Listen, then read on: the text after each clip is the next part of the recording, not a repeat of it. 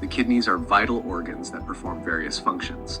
Their primary role is to filter the blood and remove excess water and waste, which are excreted through urine. As endocrine glands, the kidneys help produce hormones such as renin, which regulates blood pressure, erythropoietin, which stimulates the production of red blood cells, and calcitriol, which keeps bones strong and healthy.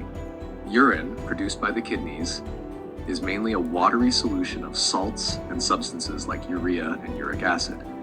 When there is an excess of waste and salts like calcium and oxalate and insufficient liquid to dilute them, these salts can concentrate and form crystals.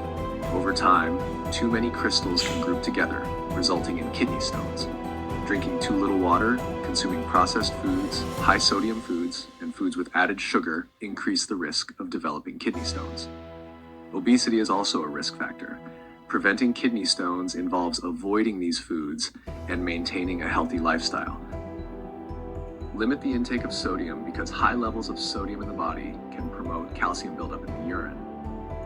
Lower the intake of animal protein, such as red meat, chicken, eggs, and pork. These proteins reduce citrate in the urine. Citrate is a compound that helps prevent the formation of kidney stones. Avoid the intake of phosphates, processed foods, and added sugars like sucrose and fructose, as they may increase the risk of kidney stones.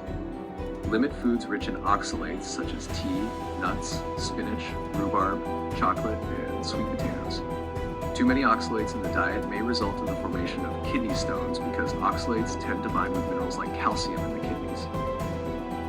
In my next video, I'll be sharing information about different types of kidney stones.